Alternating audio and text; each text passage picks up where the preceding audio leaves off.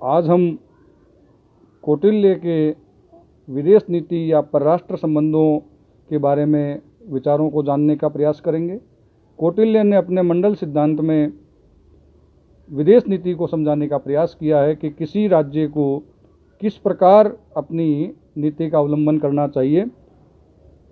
राज्य के प्रशासन में सुरक्षा और विदेश संबंधों के संचालन का विशेष महत्व है, क्योंकि किसी भी राज्य का जो उत्पत्ति है या जो उसका बना रहना है वो उस नागरिकों के या प्रजा की सुरक्षा से संबंधित है, और सुरक्षा के लिए अति आवश्यक है कि उस राज्य की विदेश नीति कारगर हो। कौटिल्य ने प्रशासन और सुरक्षा इन दोनों ही बातों को समझाने के लिए एक सिद्धांत देते हैं। उस सिद्धांत को कौटिल्य का मंडल सिद्धांत कहा जाता है। कौटिल्य ने मंडल सिद्धांत में विजय प्राप्त करने की इच्छा रखने वाला राज्य, यानी जिस राज्य को वो केंद्र बिंदु में लेते हैं, उस राज्य को कहा गया है विजिगीषु, यानी विजिगीषु राज्य। विजिगीषु राज्य कौन सा होगा?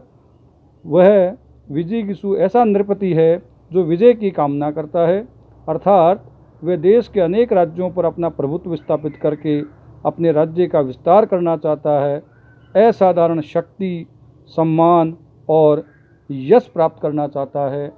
अतः कौटिल्य ने के अनुसार युद्ध में लिप्त होना राज्य के लिए स्वाभाविक भी है और अनिवार्य भी। तो अब ये जो विजिगीषु राज्य है, ये विजिगीषु राज्य किस प्रकार अपनी नीति को तय करेगा, इसके लिए कौटिल्य ने विभिन्न 12 प्रकृतियों को बताया है। तो उसमें विजिगीषु के सम्मुख जो पहला राज्य है वो उसका अरि माना जाएगा, अरि राज्य माना जाएगा। अरि का मतलब होता है शत्रु, क्योंकि उसके साथ सीमा संबंधी विवाद सबसे पहले होता है। अरि राज्य के जस्ट आगे का जो राज्य है वो राज्य विजिगीषु का मित्र माना जाएगा, क्योंकि वो अरि का शत्रु होगा, इसलिए वो मित्र होगा। मित्र राज्य की सीमाओं से लगता जो अगला राज्य है वो राज्य अरि मित्र होगा, यानी वो शत्रु का मित्र होगा। और उससे अगला राज्य जो है वो मित्र का मित्र, यानी वो मित्र मित्र होगा। और उससे अगला राज्य वो अरि मित्र का मित्र होगा, यानी वो अरि मित्र मित्र होगा। यानी ये 5 प्रकृतियाँ कौटिल्य के अनुसार राज्य के अग्रभाग में होगी। दोबारा सुन लीजिए आप। पहला अरि, दूसरा मित्र, तीसरा अरि मित्र, चौथा मित्र मित्र और पांचवा अरि मित्र मित्र। क्योंकि कौटिल्य का सिद्धांत यह है कि जो सीमावर्ती जो राज्य है विजिगीषु का, वो स्वाभाविक रूप से उनका शत्रु होगा, और शत्रु का जो सीमावर्ती होगा वो आपका मित्र होगा, और आपके मित्र का जो सीमावर्ती होगा वो शत्रु का मित्र होगा, और शत्रु के मित्र का जो सीमावर्ती होगा वो आपका मित्र होगा, और आपके मित्र के फिर आगे जो आपके सीमावर्ती होगा वो आपका शत्रु होगा। इस प्रकार की 5 प्रकृतियाँ कौटिल्य ने राज्य के विजिगीषु राज्य के अग्रभाग में बताई है। उसी प्रकार की व्यवस्था कौटिल्य ने राज्य के पृष्ठभाग में भी दी है। तो उसमें उन्होंने नाम परिवर्तित किया है। उसमें अरि को पाशनिग्रह कहा है। पाशनिग्रह के अगला राज्य आक्रंद होगा, जो मित्र की भूमिका निभाएगा। आक्रंद के अगला राज्य पाशनिग्रह सार होगा, जो कि अरि की भूमिका निभाएगा। और उसके आगे आक्रंद सार होगा, जो कि मित्र की भूमिका निभाएगा। तो पाशनिग्रह, आक्रंद, पाशनिग्रह सार और आक्रंद सार, इस प्रकार कौटिल्य ने पृष्ठभाग में 4 प्रकृतियां बताई है। 2 प्रकृतियां कौटिल्य ने मध्यम और उदासीन की बताई है। तो अब हम देखते हैं कि अग्रभाग में 5, पृष्ठभाग में 4, 5 4 9, एक मध्यम और एक उदासीन 11 और विजिगीषु 12। तो ये 12 प्रकृतियां प्रत्येक मंडल सिद्धांत में होती है। मध्यम वो राज्य होगा जो जिसकी सीमाएं विजिगीषु से भी लग रही है और अरि से भी लग रही है। तो विजिगीषु और अरि दोनों से लगने वाली सीमाएं मध्यम कहलाएगी, और दूर स्थित राज्य जिसकी सीमाएं न तो विजिगीषु से लग रही है और न अरि से लग रही है, न उसकी विजिगीषु से शत्रुता है, न ही मित्रता है, न अरि से शत्रुता है और न ही मित्रता है, तो वो राज्य कहलाया जाएगा उदासीन। तो 12 प्रकृतियाँ विजिगीषु, अरि, मित्र, अरि मित्र, मित्र मित्र, अरि मित्र मित्र। पृष्ठभाग में पार्ष्णिग्रह, आक्रांद, पार्ष्णिग्रहसार और आक्रांदसार। और सीमाओं से लगता राज्य, दोनों की सीमाओं से लगता राज्य मध्यम, और दोनों की सीमाओं से बहुत दूर जो राज्य है वो राज्य कहलाया जाएगा उदासीन। तो इस प्रकार 12 प्रकृतियाँ होगी और उसी के हिसाब से विजिगीषु राजा को अपनी विदेश नीति को तय करना होता है। ये जो 12 प्रकृतियाँ हैं, ये 12 प्रकृतियाँ 4 प्रकार के समूहों का या मंडलों का गठन करता है। प्रथम मंडल में कौन कौन से राज्य होंगे? प्रथम मंडल में होंगे विजिगीषु, उसका मित्र और उसके मित्र के मित्र सम्मिलित हैं, यानी ये विजिगीषु और उसके मित्रों का एक संगठन है।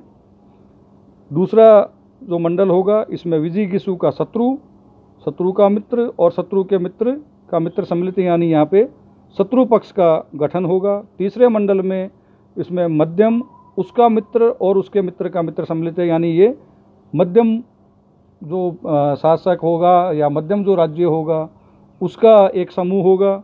और चतुर्थ मंडल में उसमें उदासीन, उसका मित्र और उसके मित्र का मित्र सम्मिलित है, यानी ये सभी लोग उदासीन अवस्था में रहेंगे। तो 4 प्रकार के समूह बन गए। पहला समूह विजिगीषु का, दूसरा समूह विजिगीषु के अरि का, तीसरा समूह मध्यम का और चौथा समूह उदासीन राज्य का। अब इन चारों मंडलों के संयोग से वृहद राज्य मंडल की रचना होती है। प्रत्येक मंडल में 3-3 राज्य होते हैं, इसलिए वृहद राज्य मंडल में 12 राज्य हो जाते हैं।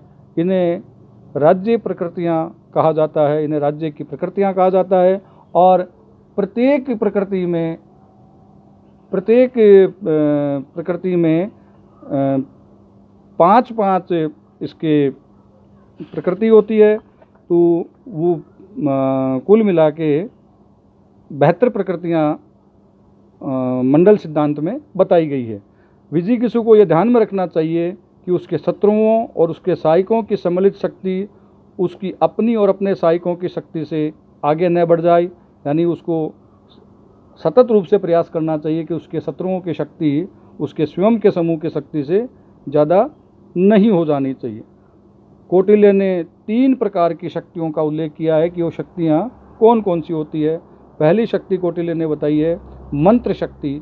मंत्र शक्ति का मतलब है विजिगीषु के ज्ञान और सूझबूझ पर आश्रित।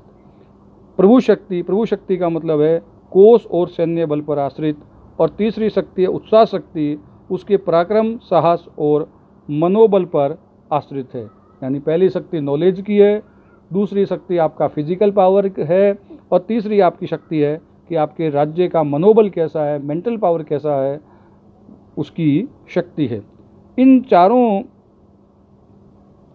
समूहों को साथ लेते हुए, इन तीनों शक्तियों को देखते हुए, मंडल सिद्धांत को देखते हुए अब राज्य को अपनी विदेश नीति तय करनी है, तो उसके लिए कौटिल्य ने 4 उपाय बताए हैं। वो 4 उपाय कौन कौन से हैं? साम, दाम, भेद और दंड। साम का सीधा सा अर्थ है, यानी आप समझाएंगे आपके शत्रु पक्ष को, आपके विरोधी पक्ष को, आपके मित्र पक्ष को, मध्यम को, या जो भी आपको विदेश नीति में जिस राज्य के साथ आपको डील करना है उसके साथ समझाने की मुद्रा, बातचीत करने की मुद्रा, आप उसके साथ गिव एंड टेक करने की बातचीत जो करते हैं वो साम के उपाय में आते हैं। दाम का आशय है कि आप अपनी तरफ से प्रलोभन देके, यानी कुछ असेट देके, कुछ धन देके, कुछ प्रलोभन देके किसी राज्य को या किसी राजा को अगर अपने पक्ष में करते हैं तो वो दाम है। तीसरा है भेद। भेद का अर्थ है कि आपके विरोधी राज्य या विरोधी राजा के राज्य में कुछ इस प्रकार का कार्य करें जिससे कि वो राज्य आपस में बंट जाए, या आपस में अंतर्विरोध में बढ़ जाएं या आपस में उनमें फूट स्थापित हो जाए। और चौथा है कि जब ये तीनों उपाय कारगर नहीं हो तो दंड यानी आप सेना या बल का उपयोग करते हुए उस राज्य से अपने राज्य के मनमाफिक कार्य करवाएं। तो समझाना, प्रलोभन देना, उसमें फूट डलवाना, और चौथा है उसके यहाँ पर सेना भेजना। तो साम, दाम, भेद और दंड। इसी के अनुसार षाड्गुण्य नीति जिसकी हम बात करते हैं कि 6 नीतियाँ होगी। ये 6 नीतियाँ कौन कौन सी होगी जिससे कि एक राज्य को अपने अंतर्राष्ट्रीय संबंधों के संचालन में काम लेनी होती है, वो है संधि, विग्रह, आसन, यान, संश्रय और द्विवेदी भाव। संधि, नंबर 1 संधि। संधि में एक राज्य दूसरे राज्य के साथ कुछ शर्तों के ऊपर दोस्ती की बात बढ़ाता है, कुछ समझौते करता है, यानी वो एक युग्म बनता है, एक से मिलकर दूसरा राज्य अपनी ताकत को बढ़ावा देता है, ये कहलाता है संधि। विग्रह, विग्रह का यहाँ पे सीधा अर्थ है कि जो राज्य आपके अनुसार नहीं चल रहा है उसका आपको अपकार करना है, यानी उसका आपको बुरा करना है, उसका आपको नुकसान करना है विजिगीषु को, इस अपकार को कहते हैं विग्रह। तीसरे उपाय में आएगा आसन। आसन का मतलब है कि परिस्थिति और समय का इंतज़ार करते हुए युद्ध का नीति को टालना और उचित समय पे युद्ध करने की नीति के लिए जिस समय तक आप इंतज़ार करते हो, जिस समय तक आप युद्ध को रोकते हैं, वो कहलाया जाएगा आसन। यानी ये एक तरह से युद्धरत 2 राज्यों के बीच की प्रतीक्षा है कि वो दोनों ही राज्य एक उचित समय का इंतज़ार करते हैं कि युद्ध की घोषणा कब की जानी। यान, यान का आश्रय है युद्ध हेतु चढ़ाई कर देना, यानी अपनी सेनाओं को कूच करने के आदेश दे देना, शत्रु पक्ष पर टूट पड़ने के आदेश देने के साथ ही आसन समाप्त हो जाता है और यान प्रारंभ हो जाता है। 5वां है संश्रय। संश्रय का अर्थ है कि अगर कोई राज्य कमज़ोर हैं और उसको किसी राज्य से खतरा है तो अपने से शक्तिशाली या शत्रु पक्ष से शक्तिशाली राज्य के साथ समझौता करना, संधि करना और उसके आश्रय को प्राप्त करना संश्रय कहलाता है। छठा जो उपाय है वो है द्विवेदी भाव। यहाँ द्विवेदी भाव से आशय हैं कि एक राज्य अपने अंतर्राष्ट्रीय संबंधों के संचालन में संधि और विग्रह दोनों को साथ साथ चलाएगा, यानी कुछ पक्षों में वो संधि करने को आतुर दिखेगा और कुछ पक्षों में वह विग्रह करने को आतुर दिखेगा।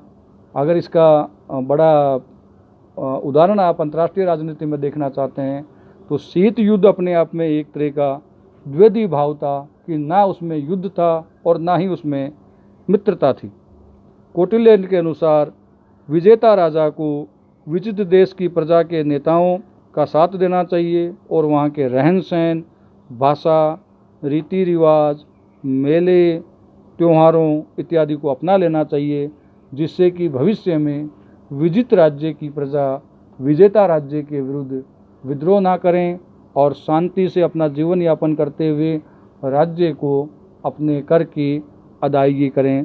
इस प्रकार कौटिल्य ने अपने मंडल सिद्धांत के द्वारा, अपने उपायों के द्वारा, अपनी षाड्गुण्य नीति के द्वारा अंतर्राष्ट्रीय राजनीति को किस प्रकार समझाया है वो बड़ा महत्वपूर्ण है।